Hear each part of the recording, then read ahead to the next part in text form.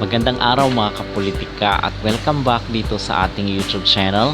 Sa vlog na ito ay ating pag-uusapan itong naging interview ni Coach Sherwin Meneses at ni Erica Stanton dito sa starting lineup.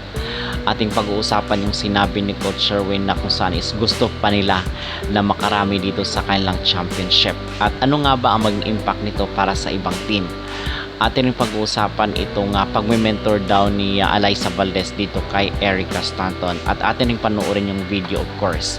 Pero bago ang lahat ay huwag kalimutang mag-like at mag-subscribe muna kayo dito sa ating YouTube channel para updated kayo sa ating mga latest valuable issue. So bago po umalis itong si Erica Stanton is ito ay throwback video lang po na ating napanood kung saan is in-interview itong si Coach Sherwin at itong si Erica Stanton dito sa starting lineup. Okay, so ang sinabi dito ay ito pa lang si Erica Stanton kasi hindi naman siya opposite hitter ay ni-risk or isinugal ni Coach Sherwin itong si Erica together with the coaching staff para mapahinto itong Signal HD Spiker. Okay, kasi ang talagang problema talaga ng Creamline nung naglaban sila ng Signal is itong si MJ Perez. So sobrang hirap talaga ipastop ni MJ kung kaya ginawa daw na opposite hitter itong si Erica Stanton. So yun po ang pinaka main reason bakit ginawang opposite hitter itong si Erica. So sa kabilang panig naman ang sinabi dito ay sure na nababalik itong si Erica dito sa ating bansa para sa sunod next year na PVL reinforcement. So sigurado na po yan base sa kanyang naging interview dito.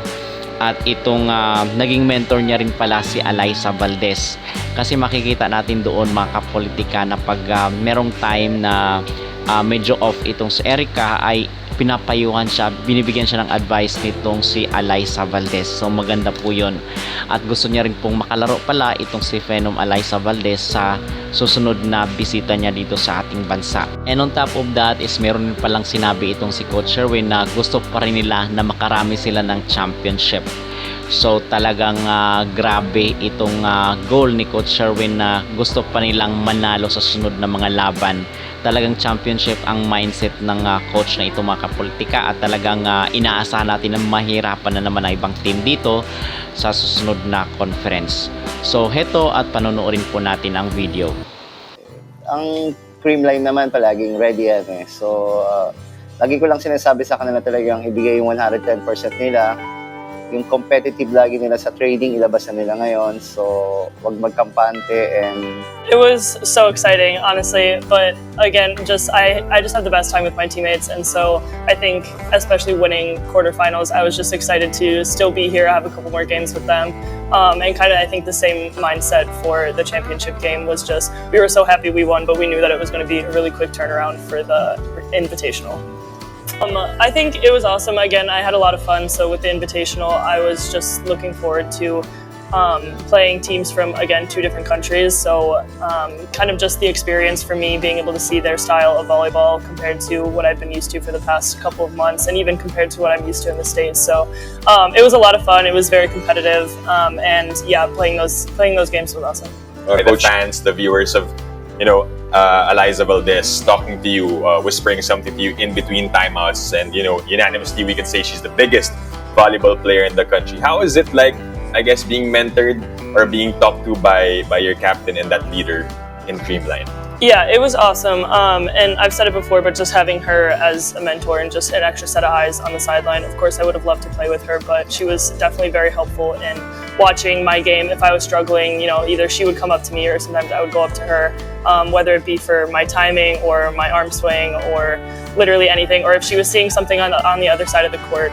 She was very, very helpful, and obviously I trusted her thoughts and opinions on everything because she has been so successful in her career and obviously knows the league very well. So anything she told me, I tried to take it back onto the court with me.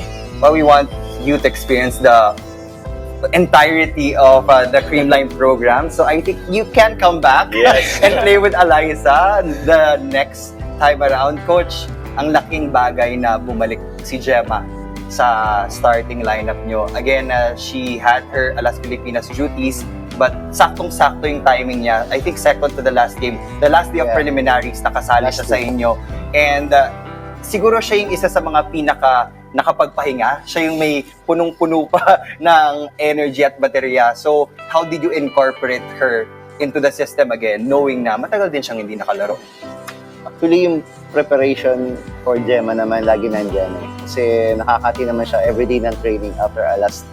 So, yung adjustment, konti lang talaga. Kasi pareho sila ng position ni Pons at ni Erica. Pero yung time na opportunity na punta sa kanya, talagang ready siya doon. Yeah. So, tiwala naman ako na magpo-produce ng points si Gemma in defense. So, konting adjustment lang kasi senior na naman si Gemma.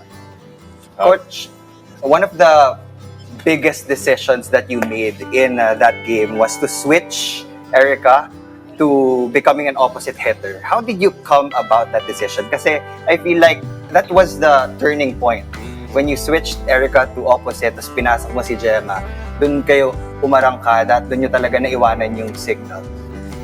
Siyempre, number one, consult sa mga coaching staff yung decision na gagawin kasi napaka-risky talaga. Talagang yung kay Perez talagang medyo 42 points. 42. Malaki-laki yun. 42 points. So, yung risk naman yun for stopping Perez kasi nandiyan naman si Gemma and Pons. So, thankful kami kasi naging maganda yung resulta.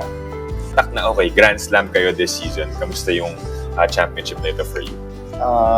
Siyempre, sobrang saya kasi hindi mahirap kunin yung Grand Slam. So, talagang nagpapasalamat ako sa player and management na talagang supportive sa sistema ng mga coaching staff. So, sobrang saya.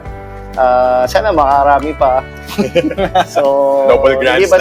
basta kasi yung Grand Slam, masaya kami at talagang nagtutulungan talaga yung team and management namin. And we're so happy